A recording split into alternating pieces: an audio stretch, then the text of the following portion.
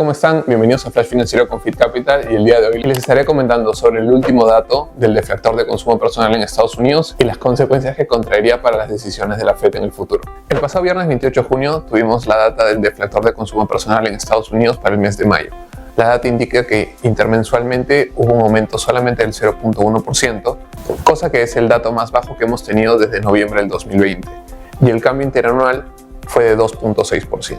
Ahora, el PCE, este índice de deflactor de consumo personal, es una de las principales guías que tiene la Fed para tomar las decisiones de si hacer recortes de tasas de interés o de si mantenerlas. Este dato lo que indica es que la política monetaria restrictiva que ha estado teniendo la Fed los últimos años está surtiendo efecto. Los niveles de precios, por lo menos, según los medios en este indicador, están teniendo los efectos que se estaba esperando. Es decir, que los precios, por lo menos a nivel intermensual, dejan de subir como sufrimos al inicio de la etapa inflacionaria desde el 2021. Por este motivo, creo que por lo menos la Fed se va a sentir un poco más encaminada hacia su meta de reducir la inflación a su rango, que debería ser el 2%.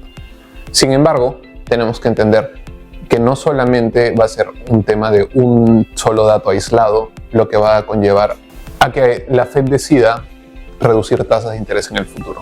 Tenemos que verlo siempre la economía como un todo. Por eso mismo es que la Fed toma decisiones según la guía de los datos que van apareciendo. Un salto en la inflación podría retrasar o demorar, o por lo menos hacer dudar a la Fed de si debería ser correcto una reducción en las tasas. Por el momento, lo que se mantiene a la esperanza es que un 70% de analistas coinciden en que el primer recorte que va a tener la Fed este año va a ser en el mes de septiembre. Una vez reportado el dato del deflactor de consumo personal, pudimos ver cómo los bonos del Tesoro, que son los bonos emitidos por el gobierno de Estados Unidos, empezaron a caer en el tema de rendimientos. El retroceso, si bien fue corto, de 0.1% por lo menos en el de 2 años, que es el bono que está más ligado a las decisiones de la tasa de interés y a las expectativas que se tienen en el corto plazo, al día siguiente, por lo menos en la siguiente rueda de negociación, retomaron los niveles previos. Cosa que indica que el mercado no puede tener aún la certeza de cuáles van a ser los siguientes movimientos que tiene la Fed. Esto indicaría principalmente la decisión de la Fed por aún no reducir las tasas y de mantenerse a la expectativa de tener una serie de datos positivos que indique que están en un buen camino. Si bien no van a esperar que la inflación llegue al 2% para recortar tasas, es muy probable que necesiten, como les estaba comentando, una serie de meses en los que tengamos evidencia concreta de que el camino al rango de inflación esperado ya esté hecho. En el escenario en el que estamos tenemos dos variables que son muy importantes. Que la primera es el retroceso que ha tenido la producción económica en Estados Unidos. Por eso hemos tenido datos del PBI tan bajos en el primer trimestre. Y aparte, sumándole la tendencia desinflacionista que hemos visto con los últimos datos, crean un ambiente en el que lo ideal sería ya considerar recortes de las tasas de interés. Además, el miércoles 28 de junio hubo un foro del Banco Central Europeo donde se reunieron los presidentes de los principales bancos centrales, entre los cuales estuvo el discurso de Lagarde y el de Powell. Lagarde representando al Banco Central Europeo y Powell, como sabemos, a la Fed. Ambos llevaron la conversación para evitar tener respuestas concretas sobre cuándo iniciarían recortes de tasas. Si bien ya sabemos que el Banco Central Europeo tuvo un recorte hace poco, lo más probable es que este recorte vaya a ser el único por lo menos por unos meses, antes de que decidan seguir con los recortes, ya que hemos tenido evidencia de que existe un aumento en la presión salarial, por lo menos en el sector de servicios, lo que impulsaría a una mayor tendencia inflacionista. Este motivo del por qué es tan importante para la Fed como para cualquier banco central el ver de cerca el mercado laboral es principalmente por el efecto que tiene un aumento de precios de los salarios en la inflación. Los dos principales efectos de un aumento salarial y cómo impactarían en la inflación son principalmente el aumento de la demanda agregada y los mayores costos de producción. Por el lado de los costos de producción, lo más probable es que las empresas, al tener que pagar más, aumenten los precios de sus bienes o de sus servicios brindados, lo que conlleva un alza de precios, que es lo que se ha estado tratando de combatir por los bancos centrales en el último año. Ahora, por el lado de la demanda agregada, mayores ingresos indica que se va a tener un mayor nivel de consumo y probablemente a un mayor ingreso, por lo menos familiar, indicaría que va a aumentar el consumo, va a aumentar probablemente también todo lo que conlleva hacer gastos y no necesariamente la parte de la inversión.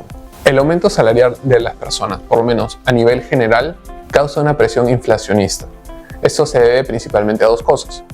El primero es el aumento de costos de producción para las empresas. Al ser los empleados más caros, tienen que derivar ese costo por lo menos a través de sus bienes o consumos vendidos, lo que aumentaría los precios. Y por el otro lado, el aumento salarial aumenta la demanda agregada que se tiene. Y asumiendo que la oferta brindada por el mercado no se mueve lo suficientemente rápido para hacer un equilibrio con la demanda, también conllevaría a un aumento de precios. Por estos motivos es que todos los bancos centrales están teniendo mucha precaución, por lo menos en las decisiones que se toman antes de hacer recortes de tasas. Cualquier recorte anticipado podría crear una ola de inflación que podría borrar la mayor parte del esfuerzo que se ha conseguido con esta política monetaria restrictiva. Por ejemplo, tomemos el caso de Lima Metropolitana. La inflación en el mes de junio fue de 2.29% interanual. Tenemos que entender que si bien los casos de inflación, por lo menos los datos, son aislados, este dato es un salto con la tendencia bajista que hemos estado registrando desde marzo. Ahora, nuestro Banco Central, desde el tope de las tasas de interés que tuvimos, ya tenía un cierto número de recortes y por el momento ha decidido pausar. En conclusión, podemos ver que la política monetaria restrictiva está teniendo resultados. Si bien tenemos algunos saltos en la data, es importante verlo como un todo y ver el progreso que se ha obtenido hasta ahora. Todos los bancos centrales, por lo menos los principales, están basando todas sus decisiones de sesión en sesión que tienen y siempre basándose en los últimos datos que tienen a la mano. Esto indica que por lo menos por el momento se mantiene una alta incertidumbre sobre lo que nos depara, por lo menos en términos de inflación, en el corto plazo. Porque si no sería muy fácil derivar el hecho de que ya tendríamos anuncios de tasas de interés o por lo menos alguna fecha fija. El efecto de la inflación que se ha tenido a nivel global ha sido atacado de distintas formas por distintos bancos centrales. Hay algunos que ya han empezado a recortar, hay unos que aún están manteniendo sus tasas, por ejemplo, la Fed. Y esto nos indica que la inflación no es un fenómeno lineal para poder atacarlo todos bajo la misma fórmula. Como siempre, no te olvides seguirnos en nuestras redes sociales y cualquier comentario dejarlo abajo. Gracias.